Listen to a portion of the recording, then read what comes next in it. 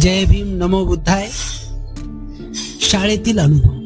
Doctor Babasaheb आंबेडकरांच्या आयुष्यात असंख्य हृदयविदारक आणि अंगावर काटे उभे करणारे प्रसंग येऊन गेले. बालपणीचे त्यांचे काही अनुभव आणि गरिबी, हाल अपेक्षा आणि अपमान यांचे हलाहल पचवीत त्यांनी आपले शिक्षण पूर्ण केले. याचे वर्णन येथे त्यांच्या शब्दात दिले आहे.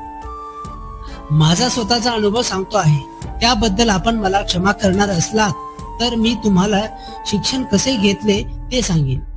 घरच्या गरिबीमुळे लंगोटी खेरीज आणखी कोणतेही कपडे शाळेला जाताना माझ्या अंगावर नसत. शाळेत मला प्यायला पाणी मिळत नसे. दिवसचे दिवस मला पाण्या वाचून काढावे लागत. अनोळखी माणसाशी आदराने वागावे अशी शिकवण मला आईकडून मिळालेली होती.